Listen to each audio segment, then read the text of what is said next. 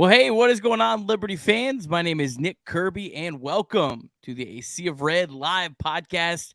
This is the basketball edition, presented as always by Jason Porter Real Estate, covering all of your residential and commercial real estate needs in the Lynchburg area and beyond. And our newest partner, Ironclad Coffee, who we're excited to tell you about here in a little bit. I'm joined once again. He is back. The Dr. William Matthews. Will, what's going on? Hey, man, excited to be back with you again tonight.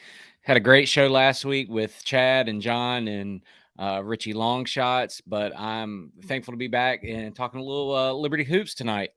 Yeah, fun show last week. We will probably try to keep it under the hour and 30-minute threshold. Yeah, I don't need to do another one of those shows, but it was a lot of fun last week. We did have a good time. We got a great show for you tonight. Kyle Rhodes going to be on here in just a minute. And as well, the voice of the Flames, Alan York, will be joining us. Got to meet Alan at Bellarmine and had to get him on the show. Love Alan. Really excited to chat with him here a little later on. Before we get started, if you are watching on YouTube, please take 2 seconds, hit the like button, and while you're there, go ahead and subscribe. All kinds of great content. Chad's been pumping out some baseball content, which is really cool, getting to know the baseball team, press conferences, all that kind of stuff.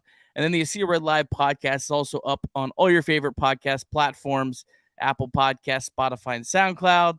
Subscribe, 5-star review, all that kind of nice stuff. It just helps us continue to grow the show and continue to pump out good stuff for you. Well, Will, what'd you think about this last week here of Liberty basketball? Exciting basketball coming off the EKU loss. The game against, there goes, North Alabama. The Shiloh show, for sure. That was a fun game to watch. Yeah, Shiloh Robinson was incredible. And I tell you what, Liberty's ceiling goes up so much higher. If you're able to get, a little bit more consistency out of Shiloh out of the offensive end. Yeah, he was fantastic. 11 for 13 from the field. I think he was 3 or 4 from 3. Just an incredible night. Really, really cool to see. Really just, taking care of business in this one. And then following that up with a 20-point win yesterday over Central Arkansas. This was, I guess, a little bit of the Colin Porter show. He was great, 4 of 7 for 3. Well, Darius McGee, I mean, he scored a casual 32. McKay actually said after the game that was the quietest 32 ever. And I was like, yeah, that's pretty spot on. But yeah, I mean, Will, just the defense. That's where I go to. Liberty is now at 9 consecutive games holding opponents under 1 point per possession. And this was a great week for Liberty in the sense of they were supposed to win both these games, but they won them. They literally covered the Ken Palm spread against North Alabama, 1 point less against Central Arkansas. That's been one of the challenges for Liberty, has been these games against the teams that are at the bottom of the league, being able to beat them, by 20 points. And if you're looking at any of these metrics, if you're the 60th, 70th best team in the country, which Liberty is, that's what you're expected to do. And Liberty came and took care of business. Yeah, and it's impressive too. I mean, I know this is every basketball team in college, but the way that Liberty is able to kind of weather these droughts where they're not scoring for 3 or 4 minutes, and not only does that keep them in the game, but then they still win it by 20. I mean, that's, pretty impressive. Just the how locked in on defense that they are. That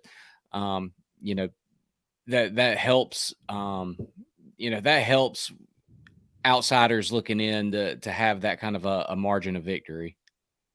Yeah, and really just an incredible spurt ability. Game will be close. Game will be close. And Liberty's up 15. Really out of nowhere. And let's talk about that Central Arkansas game, because that was such a fun game to watch. It was getting a little chippy there for a moment, but as soon as that guy checked Zay, they went off, and Damian Sorlett had a great article and kind of reminiscent a couple of years ago in the ASUN quarterfinals when that happened, David Bell, I think, did that, and like Liberty just completely went off after that. So yeah, y'all keep on coming in here and pushing us around, and then uh, get a 20 point loss dropped on you as you leave. I love the fiery play. I loved Dunn Martin last year. I'm all for it. I love the intensity it brings. Yeah, that was Matt Warner was talking about it a lot on the broadcast. That was like the loudest boos he had ever heard at Liberty Arena. I like it. I love this. I hope that as we kind of get into Conference USA, that we'll see a little bit more of this rivalries. I think Jacksonville State is definitely a team that I could see that developing with. Yeah. Um, I could see Western Kentucky. They've kind of been a fiery bunch. Watching them a little bit from afar, not too far away either from Liberty, so could have a little bit of regional type thing. Hmm. But yeah, I love it. I'm all about it. But yeah, this was great. Now I have to mention Blake Preston as well. Just continuing it. Will, do you think Blake has maybe pushed Shiloh a little bit? Yeah, I think so. I mean, he's Shiloh's coming off the bench right now, and he's doing it. Hey, he did a great job coming off the bench the last 2 games. So maybe that's just kind of the spark that Shiloh needed, and also the spark that Blake needed, because he's had some good games here as well. Yeah, absolutely. Let's take a look at the updated ASUN standings. We have got a 4-way tie now for first place with Liberty, Kennesaw, EKU, and Stetson. Then there's a 5-way tie for fifth place with Queens, FGCU, Jacksonville, Lipscomb, and Bellarmine. And then if you're watching, you see the rest. Yeah, really wild start here to conference play. I got a couple notes, then I'll pass it off to you. First off, EKU, man, they have come out of nowhere. 3 straight wins over Liberty, Florida Gulf Coast, and Stetson. Now they were all at home, and they got 2 road tests coming up this week: Lipscomb and Austin P. It'll be interesting to see if they can kind of keep it up, because man, they have looked good. They blew out Stetson, they blew out Florida Gulf Coast. So interested to see that. Talking about Florida Gulf Coast, they've lost 3 of 4, lost to EKU and Bellarmine by a combined 41 points. Now they were missing Zach Anderson. I think you could make a case as probably their best player or their most impactful player. Super athletic. His athleticism just really shoots through the gym. If he's available when Liberty plays, you'll see it. He's a special talent.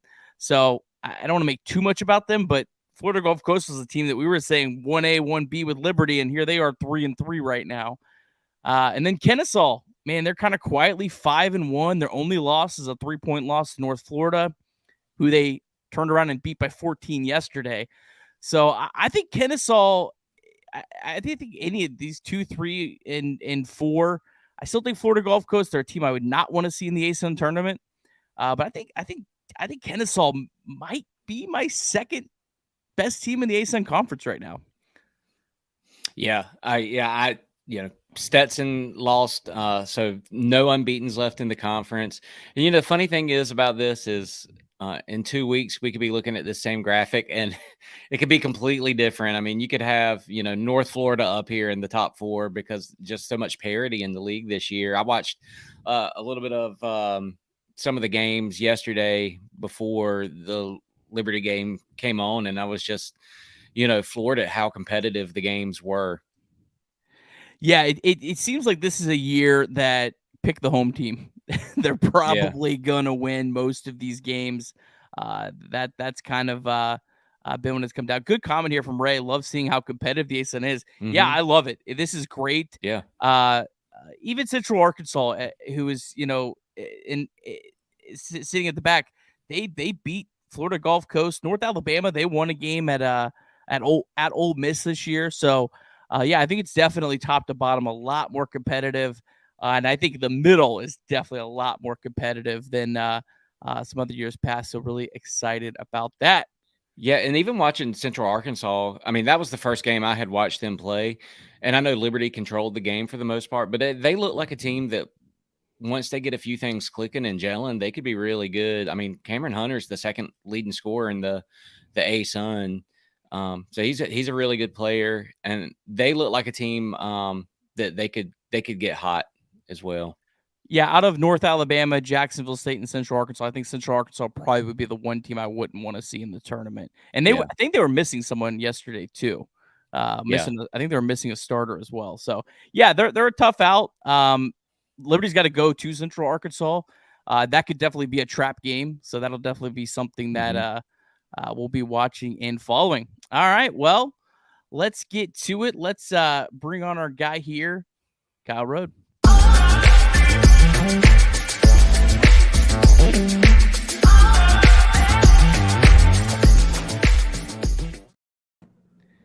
All right, joined by Liberty senior forward Kyle Rode and Jason Porter with a special guest. Jason, who's this? This is my son Christopher, man. Big time Flames fan. What's up, Christopher? Hey, Christopher, you got to ask the first question tonight. Got it? What do you got? Kyle, what do you do when you do your first basketball practice? So normally our first basketball practice, we've already been here all summer. So it's kind of not as new as you'd think. But normally our first basketball practice is a lot of habit building, a lot of daily drills that we do, even still in the regular season. So coach is big on getting game reps in practice and situations. And he loves letting us play 5-on-5 too. And learn the game that way. So it's a lot of fun, a lot of drills and some 5-on-5. Yeah, you guys probably missed it yesterday, but Christopher had his first basketball game. He had 10 points yesterday, so he was hooping. All right. I love it. On ESPN plus. The Ocho. Hey, Kyle, talk about a little bit about that Central Arkansas game. Carrispoo had that ridiculous foul on Zay, and y'all just went off. Like Liberty Arena was fired up. Did that ignite something in you guys when it starts to get a little bit chippy like that? Yeah, I think that was the best crowd, at least at this part in the conference season that we've had. And having some students back and just getting that energy from the crowd is always exciting. And we're not really into all the antics and the talk and stuff like that. So just try to stay the course and talk to our team. But at the same time, like, it fuels you for sure. And Zay did a great job drawing an offensive foul. He does that so well, and rode some momentum. Darius hit some big shots, and everything was flowing. And that gets the crowd even more hyped. We're all into the antics and the drama over here. I love it. Well, we'll save it for the podcast, though. We'll let you guys do your talking on the floor. Kyle, you guys have had the last couple of years. You always had some good games defensively, but I feel like the last 9 has maybe been your best stretch in a while of consistent play, game after game after game after game. Talk about what it takes to be that consistent on the defensive end. Yeah, I think one of the hardest parts about defense is when it's not going your way offensively, right? Like, it's easy to play defense when you're hitting shots and crowds into it and everything like that. But when you go on some of those droughts, that's when you need defense the most. So I think having a intentionality and guys that really we pride ourselves on the defensive end is something we've been working on as a team. And the numbers kind of happen by itself, but it's a super cool stat. And I feel like our guys have done a great job in our prep. Coaches have done a great job preparing us in that way. And I just want to keep building on that, man. That's an awesome stat. Yeah, guys, we have the luxury of being local, thankfully. And, of course, we're at the game last night. And I want to just go back to what Will said a little bit, because it was, I'm sure it came across on the TV screen, but, gents, it was salty last night, to say the least. I mean, It was getting a little chippy. And what's kind of cool about that, I mean, we know that there's trash talk in sports and whatever else, but, Kyle, I just think it's so cool that you guys just don't respond to that, and really it was all led by the other 22 for sure. But I was just going to ask you too, as a player, that's not ever been your shtick, I'm sure. You're not kind of that guy. You just sort of point to the scoreboard and walk off kind of deal. But, what's been your experience? Because I'm sure you've had a little bit of trash talking through the years and all in playing ball and stuff. What's been some of the funnier things you've had said to you or that you've overheard somebody saying on the court? Yeah, no, that's a good one, man. I think especially in college, everybody's so good, so you got to be careful of what bear you poke there, kind of deal. Like, but no, over the years, I mean, on the road, you hear more stuff from fans and stuff like that, which is always fun. And when you're at home and you feel like you have 3,500 people behind you, that's always super unique too, man. So yeah, definitely not one of those kind of guys that will start anything at all, but definitely love competing, and I think that's where it all comes from. It's everybody's got a heart to compete, and sometimes that comes out verbally, and you say the wrong thing, it can turn into, like you said, getting a little salty out there. But it's always fun, man. It's just competing and part of sports. Yeah. Hey, speaking of salty, out of you guys, the 5 conference wins that you guys have won by a total of 118 points. But there's a lot of parity in the league this year, and you guys have a tough stretch of going against some Florida teams, and so there's some history there as well. What's kind of the mindset of the team going into this kind of a little bit of a tough stretch here? Yeah, super good. I think our preparation kind of stays the same. We, playing 2 really good teams, and you got to play the first game before you can get to the second game too. So yeah, we'll be locked in for these 3 days of practice that we have in front of us, and get to go to Florida. So that's always nice. And it seems like just yesterday that we were playing in the ASUN Championship there during COVID in Jacksonville for a week. So that always brings back good memories, man. And get to play against one of my old teammates in Carter Hendrickson at North Florida. So it's always good to see him, and his family and his girlfriend are all awesome people. So Jacksonville is always a fun trip, man. I'm super excited, and yeah, it's gonna be 2 really good tests for us. All right, so I know you're 100% focused on Jacksonville, but we won't talk with you before North Florida. Liberty hasn't won yet at North Florida. What would it mean for you guys to get a win there? Yeah, I think road wins in conference are really tough to come by. So I think for us, it'd be a great win, and we have guys that will be their first time playing there, so they've never experienced that too. And I played there twice now and 0-2, but at the same time, you don't really think about that when the ball tips. So it's definitely going to be a tough task for us, but at the same time, I think we're up for it, man. It'd be another good road test. Yeah, Kyle, take us behind the scenes just a little bit with this Florida trip down to Jacksonville and getting North Florida. I know the locations are such, it's kind of a unique trip for you, kind of a 2-for-1. What about like where you're staying and kind of how that'll work out with the gyms being, or with the schools being so close? Yeah, it's actually super nice. Normally we stay at the same hotel throughout the whole trip, which is great, and they got really good restaurants there, and the weather's always pretty nice, man. So not having to change hotels or travel Thursday and move on a Friday is always super nice. And I think we play Jacksonville first, so we'll be probably at a hotel closer to Jacksonville. I don't know for sure, but I mean they're 15, 20 minutes apart, so you really can't beat it, man. It's a great travel partner, being able to play both of them. Kyle, last question for you tonight. I wanted to ask you about Shiloh Robinson. Had a huge game against North Alabama on Thursday night.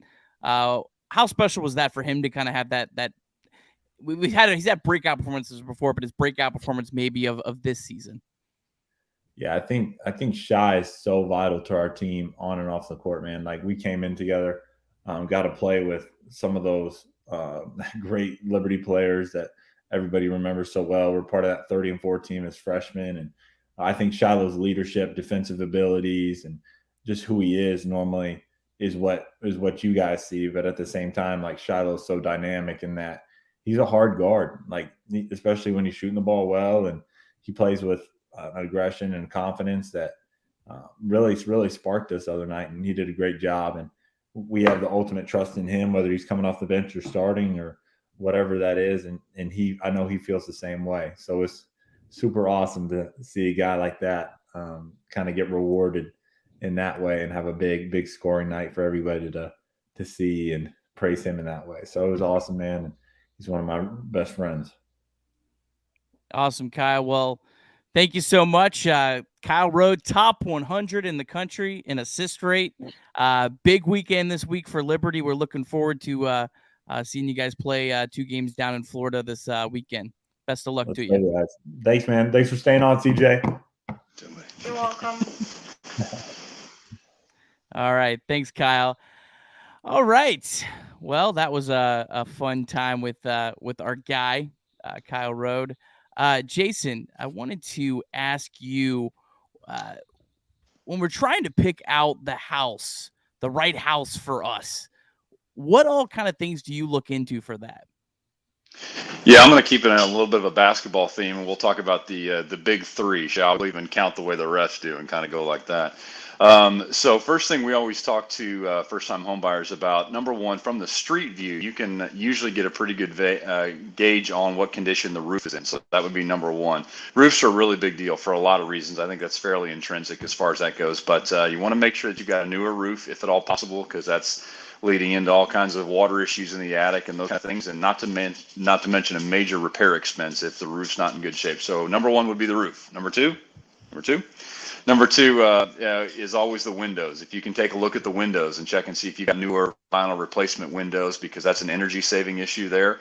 So your utility bills can be managed by better windows, obviously. And then same kind of thing on the flip side of that, if you've got to replace those windows, pretty expensive to do that. So you want to take a look at windows. And then number three is the heat pump or the HVAC system. If you can see that from the outside, you got to be careful on that one. If you're not on the official, you can kind of get busted for trespassing, so be careful on that. But if they'll pass the vision test and the eye test, in other words, you can see that it's a pretty good unit outside. Obviously, that controls heating and cooling. Another major ticket item expense if you've got to replace that or do something with that. So those are the big three: roof, windows, and HVAC system are always great to just kind of see if they pass the eye test. Awesome. Well, thanks, Jason and CJ. It was awesome to have you on. I have a question for CJ. Oh, CJ, are you learning any elements of the pack line defense right now? No. That's next year. That'll come along. It operates on such a high level, man. I think we'd all be great students of the game if we picked it up with what Coach McKay throws down. That's right.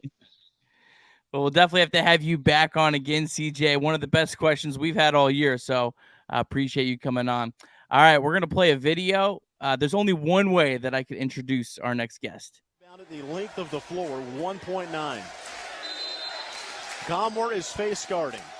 Minaya, baseball pass, front court, caught by Burris. One dribble, shot at the buzzer. Good! It's good! It's good! Antoine Burris at the buzzer wins it for Liberty. He gallops around the Buck Dome, and they dogpile right in front of the Liberty bench. 75-74. Antoine Burris with the three. His first three-point attempt of the season. And it's good. That's awesome. Sometimes that call just like randomly pops up in my head. A great call. That was the how many seasons were you in at that point? 2 or 3. That was the might have been year number 2, to be honest with you, because Liberty won in 12-13. I don't think it was that year because Antoine got hurt. So I think it was 11-12. A couple of stories on that. As we listen back to that, number one, if you close your eyes, I'm kicking myself still that you don't really know where he was on the court when he shot it. Now, obviously, you could see it, which is cool. But in radio, I got to do better. Anyway, and number 2, one of the officials. This is really cool. Nobody really knows this story. I think that was it's either a Wednesday or Thursday night in Charleston. Tim Nestor, who I haven't seen him in a while, at the time, 15, 16 years ago, really influential college official. It's one of those names you just hear, like Carl Hess when he was calling games. it's one of those officials that the name really sticks out. Tim Nestor had that game. Okay. And I remember walking up to him because my family back in North Carolina, my in-laws used to work with Tim in their everyday day job. And so I went to introduce myself. The night before was Austin Rivers hit a 3-pointer for Duke and beat North Carolina in Chapel Hill. Tim Nestor had that game the night before. Fast forward 24 hours, and he's got another buzzer beater with Liberty Beach and Charleston Southern. Really cool story there. Way better than the Duke game anyway. Oh, it was. And he was galloping. And there's another video somewhere out there on the internet. We interviewed Antoine after the game. You might can YouTube it, or it's out there. It might be buried somewhere on libertyflames.com. But really, really cool memory. Thanks for bringing that up, Nick. And people who don't know Antoine Burris, that would be like Blake Preston hitting a shot from that deep. And that game was actually one of the rare games where you were the TV audio, correct? Yep. They used to call it Radio Vision, 15, 16 years ago. And we did maybe a year of that. And then ESPN got really influential in all this video streaming. And somewhere top bottom, they said, hey, radio's great, but we need our own, broadcasters for the video call. And so we did a few games like that. And then Matt Warner gets on campus and is starting to do great things. And Clement Townsend back in the day used to call some games with Nick Pierce before Matt took over. So, but yeah, it was fun and unique at the same time, trying to figure things out on the fly with Bruce Carey, who was producing the games. And, but a really, really cool memory for sure. Alan, how far did the archives of Liberty Sports go back? I mean, I know they probably have old tapes or whatever, but as far as what's actually available for digital, how far does that go back? That's a great question, Will. I know, I got here in 2010. We've got pretty much anything the last 12 years. Jerry Edwards, Hall of Famer, did it for 29 years. I probably have to ask Kevin Keys this, who used to produce the broadcasts. There's some discs that I have seen. I know the West Virginia game, 08-09, where Mike Brown kind of had his coming out party. There's the broadcast of that one at West Virginia. There's the 2004 beat down of High Point. Big South Championship that I was on the other call. I was calling High Point at the time. So I vividly remember Larry Blair going bananas and Danny Gathings getting the MVP in a game they lost by 35. Yeah. And then the next convo, he takes it back up to Lynchburg and said, Larry, you guys are wilding out. I don't deserve this. Larry, you're the guy. But I was on the radio call for High Point that day. But we got Jerry's call during the 2004 championship. And if you pay attention to the radio broadcast during the conference tournaments each year, the broadcast open, which kind of gets you kind of hyped up for the game, yada, yada, yada. We've got some of Jerry Edwards calls leading up to the tip-off. So that's about as far back, Will, as it goes. But I'm sure if we dig a little bit more, we might can find somewhere on a hard drive or somewhere, maybe buried in the Liberty computer system somewhere. So we'll have to dig out and see. I still need that VMI game from 2007, that 120-114. Get that out of the archives. I'll pay whatever you need for it. I'll ask the question this week. Send me a text and we'll see if we can't dig it up somewhere. So. Oh boy. Oh yeah. Because there's the games out there. I mean, I'll sit there and just geek out on YouTube. It doesn't matter if it's Liberty or, I grew up in North Carolina on Tobacco Road, so I'll sit there and watch old ACC games. And you kind of like the Netflix and chill thing. Like you could get lost for hours watching your favorite Netflix show. We can do the same thing on YouTube. So that's kind of how I spend. If I get rare downtime, which is not often, I'll go back and I already spent 2 hours on YouTube watching it doesn't matter. Old broadcasters doing games and things like that. So in some ways, it kind of keeps you fresh doing what we do from a broadcast perspective. Yeah. Hey, speaking of Larry Blair, because you're speaking my love language now, and I know you got to see him from the opposing side when you were with High Point in that championship game. But man, is Darius McGee maybe the most talented basketball player you've actually called on the court? 100%. Yeah. Like I said, I've been here 12 years. There's been some really good players, and I'm broadcasting with one right now, Anthony Smith, who predated the Jesse Sanders and those guys. Devon Marshall was a phenomenal player the couple of years he was here, but Darius McGee, pound for pound, at 5'9", 175, 180 pounds, has the biggest heart on the team. And it was funny, you guys were in the post game last night, and somebody asked Darius, "Are you as cool on the inside as you seem on the outside?" And him and Colin Porter kind of joked about that a little bit. But he is as entertaining, and he's not even trying to be. He's just playing his game. But he is as entertaining a player that I've ever been around and covered. And every shot he puts up, you kind of just sit and become a fan. I mean, Nick and I did that in Louisville a couple of weeks ago with just a couple of remarkable it would be remarkable for any other player. Darius, that's what he does every day. He's gifted beyond belief. But he puts a lot of work into it. And as I tell people, fans show up 7 o'clock for the tip off, 6 o'clock maybe last night if you're there for Sparky's birthday. But so much work gets put in to when the lights aren't even shining.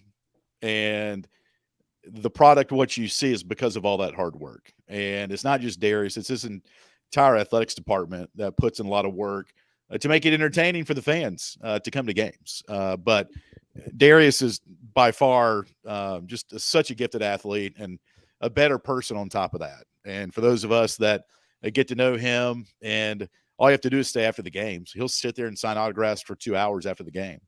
But he's fun to watch, and glad that we have just a couple more weeks with him. Wish we had more, but he's just been a highlight reel after a highlight reel. Well, Alan, let's get into a little bit of talk about the current team, and I guess we'll start with the ASUN in general. Is this as competitive 1 through 14 that you've seen since Liberty's been the ASUN? Yes, no doubt about it. There was a couple of top teams when we got into the league, 5 years ago. Florida Gulf Coast coming off their Dunk City run through the tournament a few years before that. And then obviously Lipscomb, what they did with, Garrison Matthews and that group. But this year, top to bottom, I mean, you could just tell back in November 7th when you started watching the games of the other teams in the league and who people were beating. I mean, it didn't take a week into the season. We're like, oh, okay, that team beat this team and this team beat that team. And you look last night, Anthony and I are sitting there calling the game, or even Matt and Naz would tell you the same thing. Central Arkansas at 1-5, even though they got beat, that's as hard of a team that played as hard to beat Liberty than anybody we've seen. I've seen them all, even on the road. Teams play hard, but Central Arkansas played. They wanted to win. Every team wants to win, but you could just see how intense, especially in the second half, when Johannes Kiersipu did some things that he did to get the fans riled up, and that was really fun to watch. But I'm looking forward to these other teams Liberty has not played yet that are at the top of the league, all tied at 5-1. And so it'll be interesting to see how the last half of the season rolls out. But and even Queens, I mean, first year into Division I, I'm looking forward to that because they're playing some good basketball as well. So, but yes, from top to bottom, very competitive. And Coach McKay said the exact same thing last night in his postgame. Alan, this is also your last road trip, through the ASUN, as well as Liberty they move up to the CUSA. That transition from the Big South, and, there were towns that you would go to like Radford and Farmville Clinton, and not Clinton. Yeah. Clinton, well, I'm in South Clinton, Carolina. North Carolina. So yeah, we're the real one. But You know, the ASUN has, I'm sure, like more appealing cities to travel to. But you know, what are you looking forward to the most with the transition to the Conference USA? I think outside of cities, Will, which is fun. Don't get me wrong. Like Kyle just talked about going to Florida for 3 or 4 days. Yeah. Is great. Don't get me wrong, but I think this move goes beyond just the cities and things like that. And yes, it'll introduce new areas of the country to folks and to fans and players that haven't been to, say, Las Cruces, New Mexico, or El Paso, Texas. I'm looking more forward to, and I get this question a lot, moving Conference USA. From a football perspective, I can't wait for some rivalries. The independent schedule was great. Again, this is just, even though I'm employed by Liberty, this is my own opinion. It's been great the last 4 years, but you don't have those year-end rivals that a conference schedule is going to give you. And yes, it will take a few years for that to happen. And I'm not going to get a magic crystal ball out to say which one is it going to be. I don't know. Y'all don't know. We can speculate, but I think rivalries that'll start in football and matriculate down through the other sports, that's what I'm most looking forward to as we make this venture starting July 1st. So, Alan, you were at that EKU game. Talk to us about that and just how weird of a performance was that? It was just a strange game. I mean, it was, but at the same time, EKU's averaging whatever they are, 80 some odd points a game. You hold them to almost 20 points under their average, and you still have a shot from Jonathan Jackson to send it to overtime. You go 4 for 23 from 3. That's an aberration. So, yes, that was one of those that, okay, blip in the radar, and you move on. And I mean, it's been 2 full games since that game last Sunday, and Liberty's playing lights out again. And so Darius didn't have the best of games. Why that was, Coach McKay talked post-game that teams are just guarding him differently, and you're going to see something different from every team because no team has had the remedy yet to stop him. And he had some good looks, and sometimes they just don't go down. And that venue it's venerable, it's old school. And now, granted, they're putting a lot of money into it to renovate it. And Coach said to them in the workout the night before, I was sitting there watching him tell the team, one end of that court, there is a wall right next to the goal like you would see at your high school gym. On the other side, it's a horseshoe type of seating system. The goal that they shot in the second half, now I'm not saying this was the reason, and the players and coaches wouldn't say that, but that backdrop behind the goal in the second half went back 50 feet. And it was just different. The depth perception second half was different. Did that matter at the end of the day? No. They had a shot to tie it, to send it to overtime. But it was unique, to say the least, Nick, for sure. Alan, if anyone's watching, you can see this is kind of Liberty's updated net team sheet. Alan, what other games have stood out to you this year? Looking at the list right now outside of the league games, I'll say Oral Roberts. That was a game that, Liberty had a season high 20 turnovers and played great for 30 minutes. And Max Asmus, who I think last week had a half court shot. I mean, he's a great scorer, and it was really cool to see Darius and Max go at it. But that one kind of sticks out. That could have been one of those wins where you play a little better in the second half and you tip your cap to them. The Cancun, the 2 games in Mexico, they played, again, 30 minutes or so, pretty good against Northwestern, but you got to play 40 complete minutes. And then the next day, you play Bradley, and you beat Bradley. And that kind of started this string of what we're seeing recently with some good wins outside of the EKU, hiccup. And but beyond that, those are kind of the couple that kind of stick out to me. All the other games in the league, they've kind of followed the same tune, if you will. Liberty's played dominating basketball, and they've done it mostly at home. And now you're going to go on the road for a couple of games this week to see if you can do it there. Certainly opened up the league December 29th at Bellarmine with an impressive win. I know all the fans had, images of last March and Bellarmine winning on our floor, and certainly I did as well. So there's just a few kind of stick out to me when we kind of look at the net rankings here. I thought you were going to say Southern Miss. I had a question about that one. I missed that one, so I didn't. Yeah. I mean, I watched it, but I missed you weren't that there. game. Okay. I was out of town attending a funeral down in North Carolina, but I did watch it. Got back into town with maybe 15 minutes left in the first half, and the first half didn't go well for them, but the second half was, man, that was amazing for sure. Well, those games like that, what's kind of the challenge with broadcasting and announcing where, a team gets so down and you're like, well, this is a blowout. I got to have something to talk about here, make it interesting. And I know you're calling the game, but, when they made that comeback like they did, does that kind of, invigorate an announcer as something, major is unfolding in front of you? And knock on wood, well, luckily there haven't been many of those, since I've been here, to be honest with you, outside of the home finale with football, New Mexico State. That was one that was just like, it was stunning. It was shocking. But they moved on from that. But that's an example of like, man, we could not stop New Mexico State.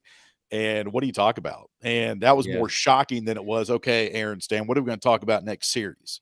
Because you just couldn't believe it was happening. But the EKU game, for example, the Liberty goes down 10 midway through the second half, and you never really feel like Liberty is going to be out of a game with a 3-point shot, with Richie McKay as your leader, as the head coach, and the players are not going to quit. That is one thing that is for certain. But it does help when you get a couple of threes to go in. You look up, all of a sudden, you're down. Okay, you're down 5. So it's a basketball game again. And so we get a question a lot, though. What do you do when it's a blowout? And you try to find as many silver linings as you can, and you focus on, well, Shiloh's having a great game despite being down 15, or you don't want to completely dog it or completely pile on, well, another turnover, man, what are you going to do there? So my glass is always half full, despite the rare times that Liberty might not come up on the winning side of things. And just to follow up with that, I know when you're calling a game, you're painting a picture mostly of what the offense is doing, because they're the ones with the ball. Even when the other team they're on offense, like you're saying, like, well, this guy's moving it over to the wing or whatever. But like when you're so focused on like where the ball is going and what is happening offensively, do you get a chance to really like kind of watch and appreciate what Liberty does defensively? Because that's their calling card. I do. And, when it comes to play-by-play, especially on the radio, obviously whoever does radio, you want to be as descriptive as you can and bring in all this, the smells of the arena or the stadium or what you see. But sometimes missing a pass in basketball, you can get talking too quick if you try to explain everything. And sometimes you'll skip a pass just to make your play-by-play sound more fluent. And with the defensive side of things, I describe it as it's man-to-man principles, but it's the pack line, obviously. And coach wants them to, when the other team has the ball, and the team will repeat that, he wants it to look like the other team's playing against a crowd, not the crowd in the stands, but defensively. It might look like it's 5 guys out there, but it might look like 15. Yeah. And so you'll see guys, just the innocent, fan watching, you'll see passes of, we saw one last night with Cameron Hunter. He was at the top of the key. He threw one to the right wing. Nobody was there. And that defense is like, it's like a mirage. It's like, I see something, okay, but it's not there. And all of a sudden there's another jersey taking it back the other way. Yeah. And so, but I do get the opportunity just to sit there, and his second stint here, Richie, I still don't have all the intricacies of the pack line. But being at practice and shoot arounds and things like that, you start to pick up some things and see things that Normally you wouldn't. And so I'm still learning it even today as we talk Liberty basketball. Yeah. A couple more quick questions here for you, Alan. Want to look here real quick at our updated leaderboard. Obviously, you've talked about Darius. Who else has really stood out to you this season for Liberty? Well, a couple. I mean, Brody Peebles. It's funny how this team has kind of changed its identity in just the last 2 games. I mean, Shiloh goes off for 27 on Thursday against North Alabama. Career high for Colin last night. And so Brody obviously is one that, hey, when I talked to Scott Manzi, the Jacksonville broadcaster coming up this week, we'll talk about the overall game improving for Brody Peebles from last year to this year. And to me, and he sometimes have admitted that to me, last year, LSU, really good game. Bellarmine, conference tournament, kind of his coming out party to end the year. And you always see things like, Michael Jordan hit that shot when he was Mike Jordan against Georgetown in '82. He said that shot to win the national championship for North Carolina gave him the confidence to take his game up to another level. And maybe that was the case for Brody against Bellarmine last year. But Brody is one definitely that has adhered to the defensive principles and has started to improve defensively. His shot is always going to be on point. And so Brody would be one to me, if I'm just talking 30,000 foot view, would be one that has really improved. And now the Shiloh Robinson, Blake Preston combination of Blake coming off the bench now to start the last 5 games and Shiloh now coming off of the bench. And so it just seems like there's no weakness in this team when guys come in, and even the guys that don't score a lot like Zach or Joseph, or Isaiah Warfield is there. And Isaiah's like, I don't care how many points I score as long as we get the dub. That's all. I mean, they're so unselfish, and that's why you see this team doing what they're doing, because they don't care who. Honestly, it's a lot of guys want to get the points and get their shine and make all the headlines. These kids don't care about. They don't, and that's the beauty of this basketball. And it starts from Richie down. Richie. You guys have been around him. He is unlike any coach I've been around in my 20 plus years doing this. When you're around him, you want to hear more. And I tell them when we'll leave Wednesday to go to Jacksonville, and I look so forward to the road games because my job at Liberty is so much more than broadcasting, that at home, I'm not really around them until game day. I'll be honest with you. And that might seem weird. Like, why are you not? Just day-to-day stuff around the office that the LAC were doing to, grow the brand of Liberty takes me away from the teams really at home. And so the road games is really when I get to really be around the team and get to learn and get to know these players off of the court. So that's the fun part about the road. And there's nothing like going into a venue where it's hostile and nobody wants you to win except, the 15 on the team and the coaches and support staff. And Jacksonville is a great place. I know for those that do tune in, it's such an intimate gym. And I'm sitting there literally with the railing right in front of me, and their fans that pay the extra money to sit courtside are literally sitting 5 inches from my face.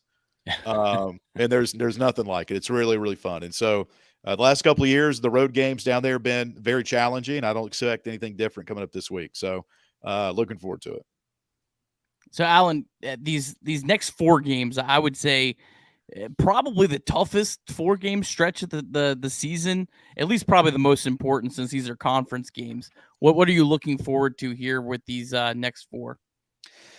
I think just competing and keeping chase with those teams at the top of the conference. North Florida, I'll have to go back and look. I'll be honest with you, Sundays for me are kind of family days, and I haven't really dove into my prep yet, but I'll start that tomorrow. But Jacksonville's a tough place to play, like we talked about. North Florida last year, I vividly remember it because they had me broadcasting from the baseline, which was perpendicular to the bench. I was right by the bench. And Shiloh, I still remember it, had a wide open jumper that would have sent the game into overtime, and it just clanged off the rim.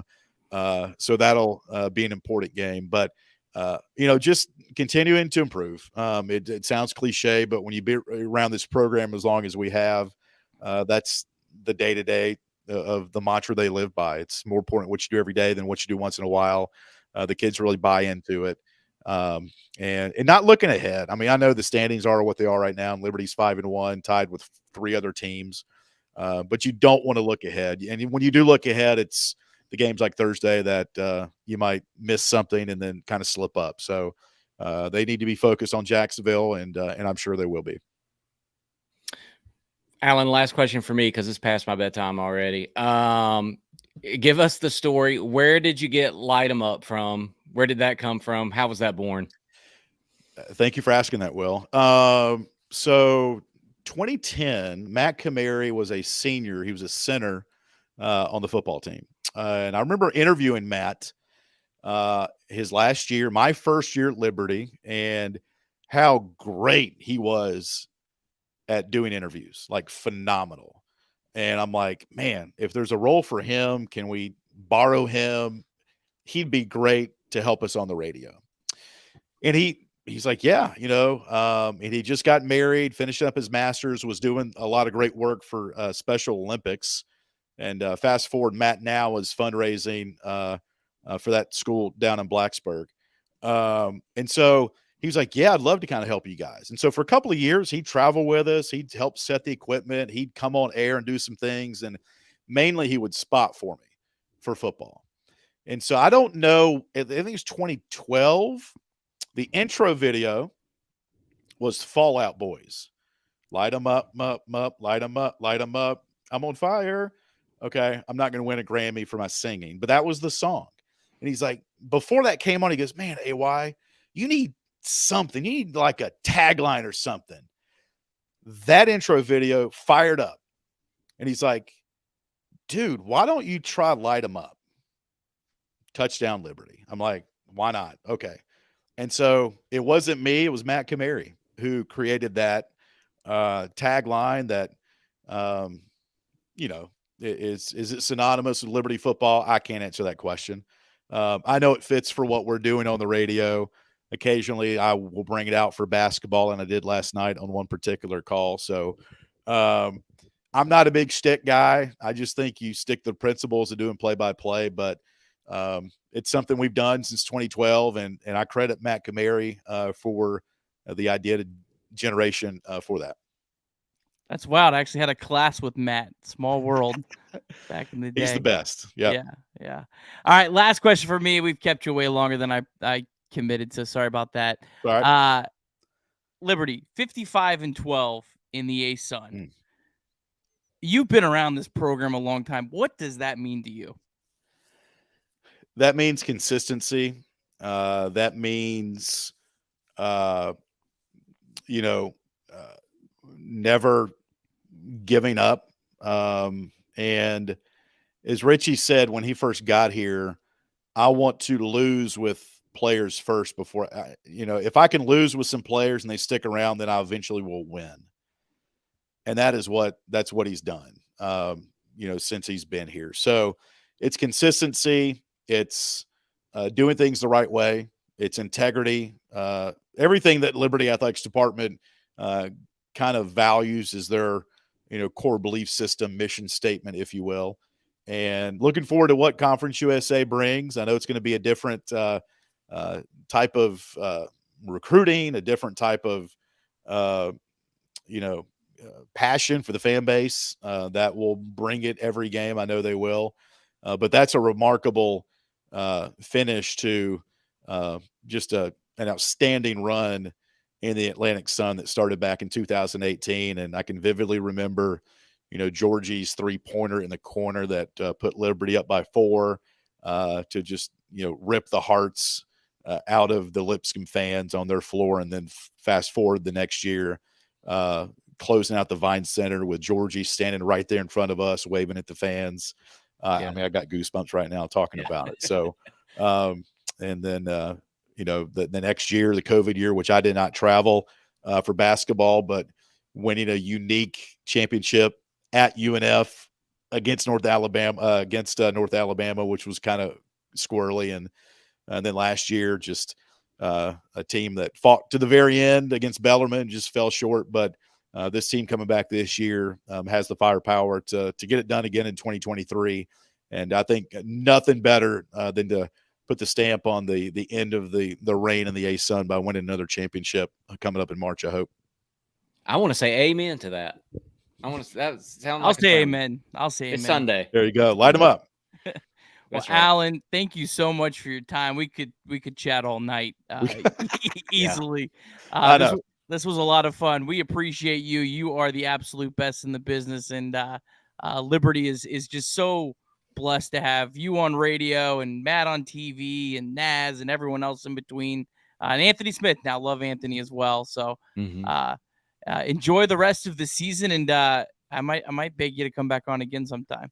There's no begging, Nick and Will. You guys are great, and what Chad and John and you guys are doing with Sea Red is great. And I'm glad JP's on here to give some support for it as well. Entering a new era of college athletics, we need all the support we can get with NIL and collectives and all that stuff going on. So just proud to be doing it at Liberty, a place that fundamentally, obviously, has Jesus Christ at the forefront of what they do. And can't think of a better place to be doing it at. And for teams that are very competitive from top to bottom, I was on a call today doing some admin work for our women's lacrosse team that's starting their season here soon, and getting them signed up with some influencer stuff with our app is an influencer. It's an app that we use in our athletics department that when our creative team, who's phenomenal, by the way, spearheaded by Matt Warner and his group, when pictures or videos are taken by our creative team, they're uploaded to the influencer app, and then student athletes can they get text notifications of, hey, Will Matthews, you have 8 new pictures from tonight's game. Do you want to download them? And then they can post them to their social media channels. And, it's just all about growing the brand. So we were doing that with lacrosse today. So from top to bottom, it's a fun place to do it. And I love the show. So thanks for having me on. Absolutely. Awesome. All right. Well, we're going to have a quick word from Ironclad Coffee, Sierra Red's latest supporter, and then we'll come back with your best college basketball picks of the week. Virginia's best and most flames-friendly coffee comes from Ironclad Coffee Roasters. Ironclad Roasters serves up their beautiful beans at 2 cafes in Richmond, but you can enjoy their crafted roasted specialty beans from anywhere in the country by visiting www.ironcladcoffee.com. Place your order there, and it'll be roasted to your order and shipped out directly to your doorstep. Whenever you find yourself in the Commonwealth, pay them a visit at their 2 cafes in the Richmond area. Ironclad's owners, the O'Rourke family, are proud Flames Club members and are pleased to sponsor these podcasts by Sea Red. Hop on over to their website at www.ironcladcoffee.com now to get Virginia's best specialty coffee headed your way. All right. Thanks, as always, to Ironclad Coffee. We got to make a trip down to Richmond, Will, and get some beans.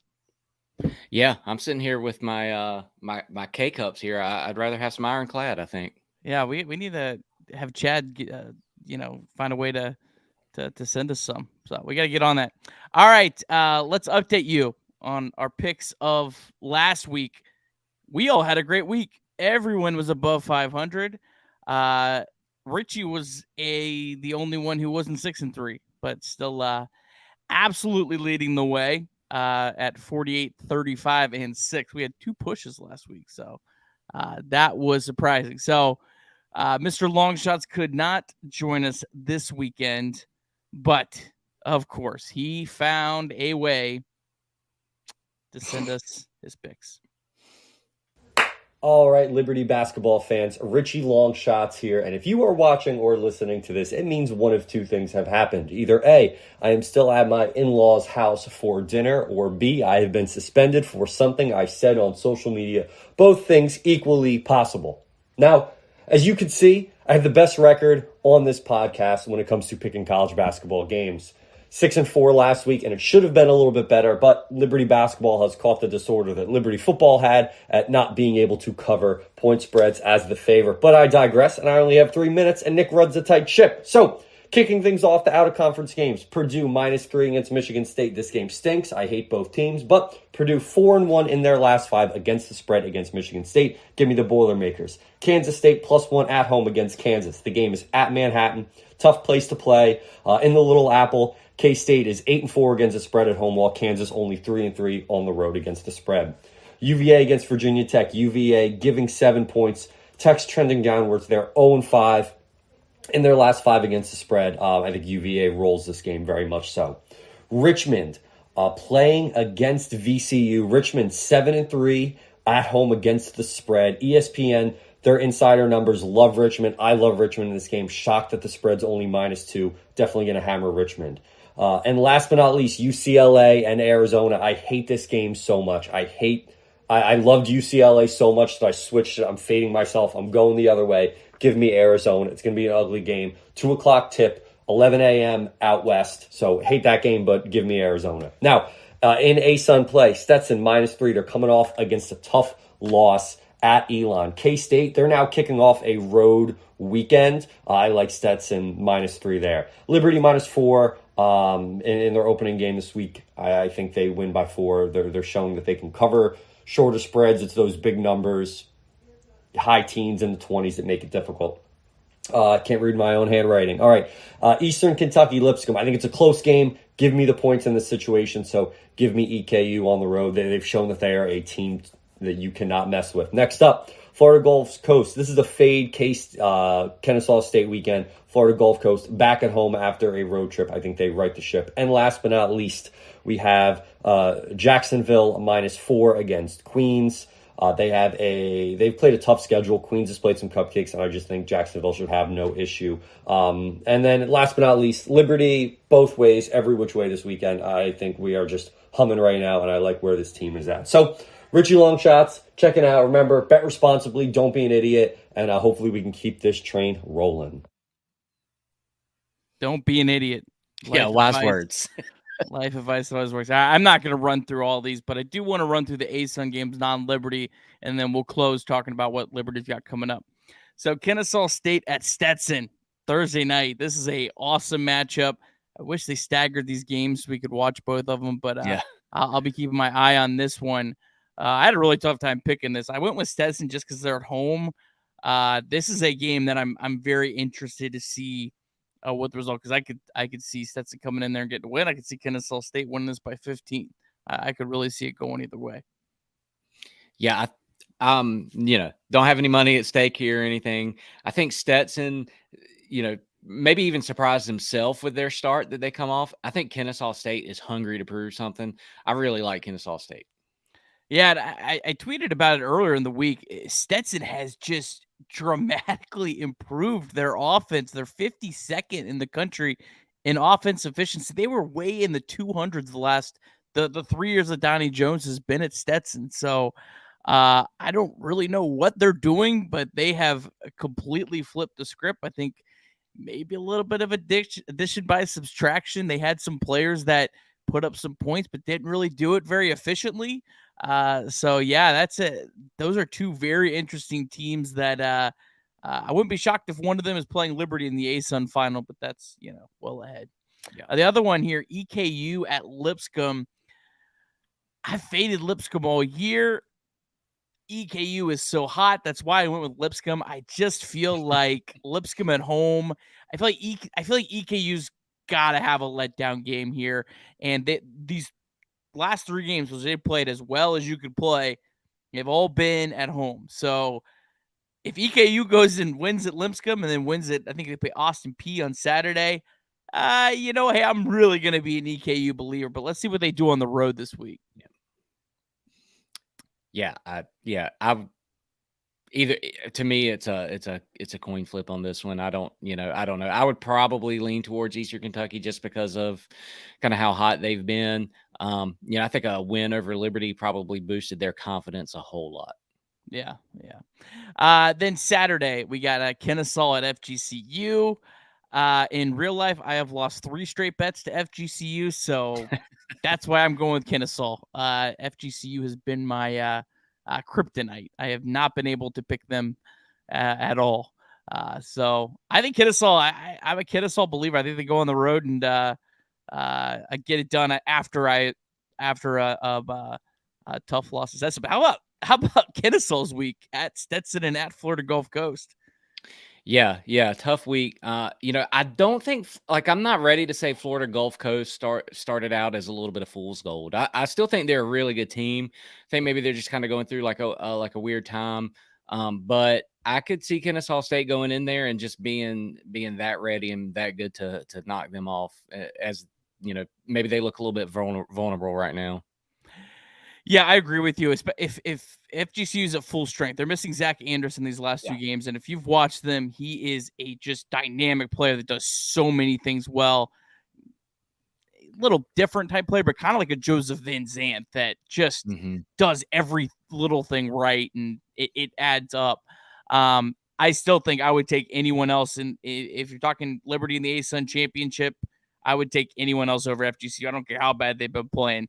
I just think that's the one team in this conference that I think Liberty could play a pretty good game and lose to. I think anyone else, Liberty's got to play a bad game. And then we all were on Jacksonville at home against Queens. It's just they're at home. That they play such great defense. That's why we went that way. All right, let's wrap this up with our upcoming schedule and talk about this road trip for Liberty. I'm pretty sure, well, if I remember correctly, they've pretty much always done this road trip. They've paired these two together. Yeah. When they play them. So Liberty's never won at North Florida. They lost last year at Jacksonville after destroying them at home by 40 points. Man, this is a tough trip. Liberty comes out of this 2-0. They're really sitting in the driver's seat, in my opinion. I think you probably are honestly expecting a 1-1 split. I know they're, 4 and 9 point favorites. I lean towards Liberty. I think Liberty covers at Jacksonville just because I don't know how Jacksonville's going to score with the way Liberty's been playing defense, because Jacksonville is a really bad offensive team. And the way Liberty's playing defense right now, I mean, Jacksonville's going to have to play a elite game defensively, I think, just to have a chance, because I don't think they're going to be able to score enough. Yeah, I just, you worry sometimes about kind of when Liberty takes these trips to these, like the Jacksonville and North Florida gyms, it's just a step up above, junior college or whatever. It always kind of, seems like it plays with them a little bit. But after EKU, Richie said in his post game, like, hey, this loss will actually help us. So, you hope they keep locked in defensively to give them a chance to win if, for whatever reason, they're just not shooting well. But yeah, these 2 games scare me more than maybe anything else on the schedule. Yeah, I think this is the toughest 2 games back to back, just because they're both on the road. I think the Jacksonville game is going to be ugly basketball game. I think it's going to be a rock fight. I think Liberty might shoot 4 for 15 for 3 and win the game. I mean, that wouldn't, maybe even worse. That wouldn't surprise me. The North Florida, I didn't pick Liberty to cover this just because they've never won at North Florida, and it's a 9-point spread. That's a lot of points. North Florida is a very, very inconsistent team, and they shoot 1 billion threes. So some nights they all go in, most nights they don't, and that's why they're 270th at the KenPom. You hope you're not playing them on one of those nights. Yeah, it seems like whenever they play Liberty, they shoot 80% from 3. So. Yeah. Let's hope they're having one of their more typical nights than others. But then after that, home at Stetson, home against FGCU. Lord willing, if the weather holds up, I will be in Lynchburg for that. I cannot wait. So excited about that. And then really, if you look at the rest of the schedule, that is the rest of the schedule. The only thing we're missing there is they play Queens back to back. So that's it. I mean, we got everything on the schedule almost, and then we're going to be in conference play. And this is a tough end of the season. Good to see Liberty start 5-1, but a lot of tough games ahead. Yeah, you still almost expect somewhere in there's going to be one of those games where we beat ourselves. We should have won that game, and something's going to happen where everybody just goes cold at the same time. So still expecting some of that. I think if you get through these 2 games right here, you like your chances at maybe maybe not getting one of those. I mean, I'm sure they'll still be there, but you like your chances at it. Yeah, and while Liberty's favored in every game by 4 or more, Ken Palm says that they project Liberty will lose 3 more conference games. Yeah. So if Liberty finished the way with only 2 more losses, that would be, I think, a very successful rest of the season. I'm kind of guessing here. Let's go back to the standings. I think if Liberty finished with 3 losses, I would pretty much say that's probably going to lock them in the 1 seed. I just don't think. I think there's a lot of good teams, but I don't think there's another Jacksonville State, and maybe that's more of the rest of the league than Jacksonville State. I don't think there's going to be like that second team with Liberty that's going to run away. I don't see 2 teams in this conference finishing with 2 losses. I don't think that's happening. Yeah. And as much as I love Kennesaw State, I don't really see them breaking away from the pack at any point. Yeah. Yeah. So, I mean, really, honestly, I think if Liberty finished, 14-4, that's what Ken Palm projects. I think that's I think that is the number 1 seed. I would be very surprised I'd be surprised if there's another team that has less than 5 losses, but we'll see. It'll change week to week. You can't call it. I mean, nobody has called what's happened so far. So yeah. Once we get a little bit clearer of a view, I'll make a bracket to see where we're at. But since like everyone's tied, doesn't really do much right now. But I'll make a bracket where we're at, and once we get a little bit of separation, we can follow that throughout the league. And Chad has to get in. KSU and Queens are frauds. Maybe Queens is. I don't think KSU is. I think KSU is legit. I think they are, I think, the second best team in the conference right now. So, but any final words of wisdom for us tonight, William? No. Wisdom. I don't think so. Just looking forward to a good week here watching Flames basketball. You know, it's so much fun. What I love, I wanted to ask Alan, you know, if he could only call one more thing for the rest of his life, would he choose basketball or football? But, you know, football season, it's like, I have to wait till Saturday. Basketball, it's conference play. It's through the week. You don't get a break. It's so exciting to watch. Yeah, I love the consistency. I love that once you get into conference play, okay, we're playing every Thursday, we're playing every Saturday. I know exactly when it's at. I love that. It's not all over the place. I'm sure Conference USA will probably be a lot more of that, which is fine. You know, we'll get better games. We'll have some national televised games as well. Yeah, I was going to say the worst part of the week is going to have to be watching these broadcasts. So, yeah. Well, that does it for ASIA Red Live. Thanks so much to Alan for joining us tonight. Man, that was so much fun. Loved his insight. Thanks to Kyle Rode. Thanks to Jason Porter. Thanks to Ironclad Coffee. If you haven't yet, please subscribe to ASIA Red on YouTube. Subscribe to the ASIA Red Live podcast on Apple Podcasts, Spotify, or SoundCloud. We really do appreciate that. We will plan to be back next Sunday night. That will be our typical night for the most part for the rest of the year. We'll let you know when there is some other days that will be a little random as well. All right. For Will, I'm Nick. Thanks so much for joining us tonight. Have a great night, everyone.